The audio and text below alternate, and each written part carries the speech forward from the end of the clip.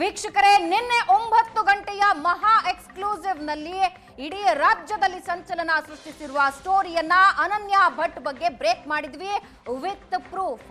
ಆ ವಿಶೇಷ ಸಂದರ್ಶನ ಇಡೀ ರಾಜ್ಯದಾದ್ಯಂತ ಸಂಚಲನ ಸೃಷ್ಟಿಸಿದ್ದು ಮಾತ್ರ ಅಲ್ಲ, ಪೊಲೀಸರ ಕೈಗೆ ಸಿಗದಿದ್ದ ಸುಜಾತಾ ಭಟ್ ಕಾರ್ಯಕ್ರಮ ಮುಗಿತಾ ಇದ್ದ ಹಾಗೆ ಒಂದು ವಿಡಿಯೋವನ್ನ ನಾನೆಲ್ಲೂ ಹೋಗಿಲ್ಲ, ಇಲ್ಲೇ ಇದ್ದೀನಿ ಅಂತಷ್ಟೇ ಕಳಿಸಿದ್ರು.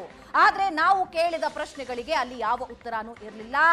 ಅನನ್ಯ ಭಟ್ ಅನ್ನ ಹುಡುಕುವ ಪ್ರಯತ್ನದ ಭಾಗ 2 ವಿತ್ ಡಾಕ್ಯುಮೆಂಟ್ಸ್ ನಾವು ನಿಮಗೆ ತಂದು ನಿಲ್ಲಿಸ್ತಾ ಇದ್ದೀವಿ. ಇವತ್ತಿನ ಮಹಾ ಎಕ್ಸ್ಕ್ಲೂಸಿವ್ ನಲ್ಲಿ ಸಿಗುವ ಸ್ಫೋಟಕ ಮಾಹಿತಿ ಈ ಪ್ರಕರಣಕ್ಕೆ ಮತ್ತೊಂದು ಆಯಾಮ ತೆಗೆದುಕೊಂಡು ಹೋಗುತ್ತೆ. ಹಾಗಾದ್ರೆ ಆ ಆಯಾಮ ಏನು, ಆ ದಾಖಲೆ ಏನು ಅನ್ನೋದನ್ನ ಇವತ್ತಿನ ಮಹಾ ಎಕ್ಸ್ಕ್ಲೂಸಿವ್ ನಲ್ಲಿ ನಾವು ನಿಮ್ಮ ಮುಂದೆ ಇಡ್ತಾ ಇದ್ದೀವಿ. ಎಸ್, ಧರ್ಮಸ್ಥಳದಲ್ಲಿ ಅಸ್ಥಿಪಂಜರ ಶೋಧ ರಹಸ್ಯ ಏಷ್ಯಾನೆಟ್ ಸುವರ್ಣ ನ್ಯೂಸ್ ನಲ್ಲಿ ಮತ್ತೊಂದು ಮಹಾ ಎಕ್ಸ್ಕ್ಲೂಸಿವ್. ಅತಿ ದೊಡ್ಡ ಬ್ರೇಕಿಂಗ್ ನ್ಯೂಸ್ ನಮ್ಮಲ್ಲಿ ಮಾತ್ರ.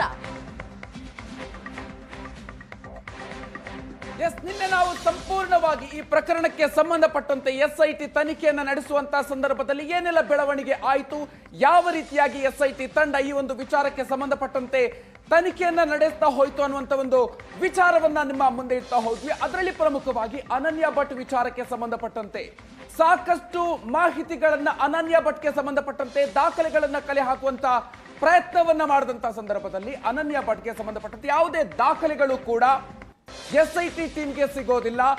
ಅಂತ ಒಂದು ಸಂದರ್ಭದಲ್ಲಿ ಅನನ್ಯ ಭಟ್ ತಾಯಿ ಸುಜಾತಾ ಭಟ್ ಅವರಿಗೆ ಸಂಬಂಧಪಟ್ಟಂತೆ ಮಾಹಿತಿಗಳನ್ನ ಕಲೆ ಹಾಕುವಂತಹ ಸಂದರ್ಭದಲ್ಲಿ ಅವರಿಗೆ ಸಂಬಂಧಪಟ್ಟಂತ ದಾಖಲೆಗಳು ಕೂಡ, ಆಕೆ ಹೇಳಿರುವಂತಹ ವಿಚಾರಗಳು ಕೂಡ ಸುಳ್ಳು ಅನ್ನುವಂತ ಮಾಹಿತಿಗಳು ಏಷ್ಯಾನೆಟ್ ಸುವರ್ಣ ನ್ಯೂಸ್ಗೆ ಸಿಕ್ತು. ಎಸ್, ಅನನ್ಯ ಭಟ್ ಮಿಸ್ಸಿಂಗ್ ಕೇಸ್ ನ ಮತ್ತಷ್ಟು ಫಾಲೋ ಅಪ್ ಸ್ಟೋರಿನ ತಗೊಂಡು ನಾವು ನಿಮ್ಮ ಮುಂದೆ ಬಂದಿದ್ದೀವಿ ವೀಕ್ಷಕರೇ. ಸುಜಾತಾ ಭಟ್ ಕಟ್ಟು ಕಥೆಯ ಮುಂದುವರಿದ ಭಾಗ ಇದು. ಮತ್ತಷ್ಟು ಆಳಕ್ಕೆ ಇಳಿದು ಎಕ್ಸ್ಕ್ಲೂಸಿವ್ ಸುದ್ದಿಯನ್ನ ನಾವು ಹೊರಗೆ ತಂದಿದ್ದೀವಿ. ಅನನ್ಯ ಭಟ್ ನಾಪತ್ತೆ ಅಂತ ದೂರು ಕೊಡಲಾಗಿತ್ತು. ಸುಜಾತಾ ಭಟ್ ದೂರನ್ನ ಕೊಟ್ಟಿದ್ರು. ಪೊಲೀಸರಿಗೆ ದೂರನ್ನ ಕೊಟ್ಟ ನಂತರ ಸುಜಾತಾ ನಾಪತ್ತೆಯಾಗಿತ್ತು. ಪ್ರಕರಣದ ಬಗ್ಗೆ ಪೊಲೀಸರು ತಲೆ ಕೆಡಿಸಿಕೊಳ್ತಾರೆ. ಅನನ್ಯ ಭಟ್ ನಾಪತ್ತೆ ಕೇಸ್ನಲ್ಲಿ ತಾಳಮೇಳನೇ ಆಗುತ್ತಾ ಇರಲಿಲ್ಲ.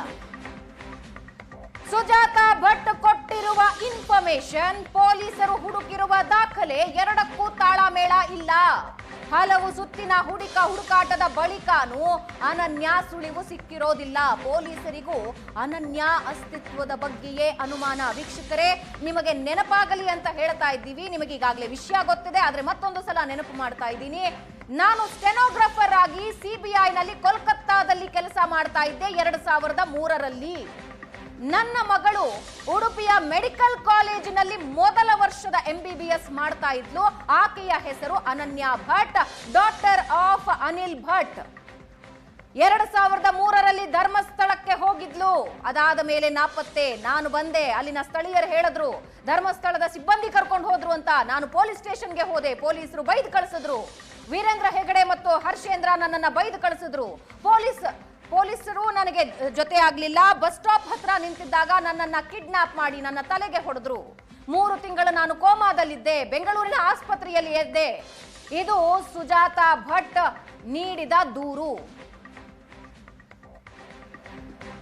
ಅದರ ಸತ್ಯಾಸತ್ಯತೆಯನ್ನ ನಾವು ಹುಡುಕ್ತಾ ಹೊರಟಾಗ ಗೊತ್ತಾಗಿದ್ದು ಹಲವು ವಿಷಯಗಳು.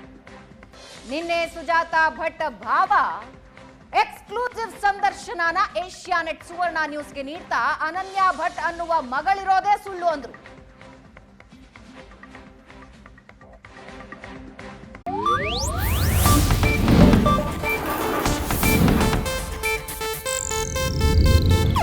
ಇದು ಏಷ್ಯಾನೆಟ್ ನ್ಯೂಸ್ ನೆಟ್ವರ್ಕ್ ಪ್ರಸ್ತುತಿ.